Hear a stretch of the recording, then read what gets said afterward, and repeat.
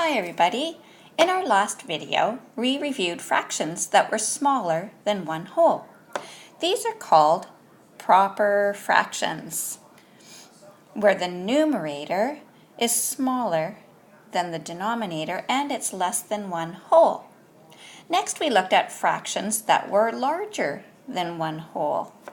These were called mixed numbers because they are a mix of a whole number and a fraction. There's another way to write fractions that are larger than one whole, and these are called improper fractions. What are improper fractions, you ask? Improper means not proper. These fractions are not proper because they have numerators that are larger than their denominators. So let's look at a couple of examples here. 4 over 2, the 4 is larger in the numerator than the 2. Another example would be 15/7. Another example would be 25/4. You get the idea. They're not proper. Their numerator is larger than their denominator.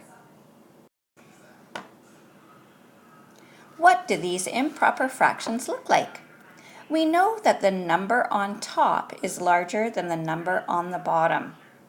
Let's look at a picture of an improper fraction to see what it actually means.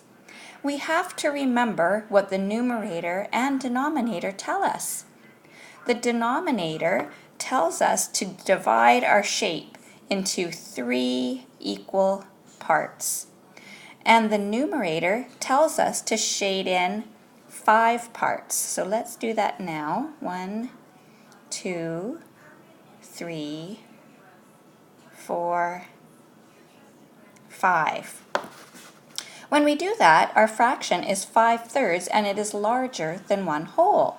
3 shaded parts out of 3 equal parts is 1 whole, and 2 out of 3 parts is 2/3. So an improper fraction of 5/3 is larger than 1 whole. Let's try a couple of more examples. Let's look at the improper fraction 8/5. The first thing I have to do is divide my shape into 5 equal parts because that's what my denominator tells me to do. So we'll go 1, 2, 3, 4, 5. Next, our numerator tells us to shade in 8 parts. So let's do that. Do 1, 2, 3, 4, 5. I only have 5. I need 8. So I'll have to divide my next shape also into 5 equal parts. 1, 2, 3, 4, 5. Now I can shade in my 3 extra parts. 1, 2, 3.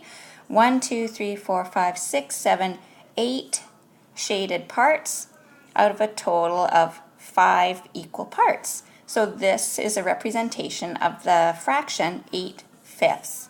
Okay, let's try another one. This time we have a circle and we are going to divide it into 9 quarters. So again, my denominator tells me I need to divide my shape into 4 equal parts.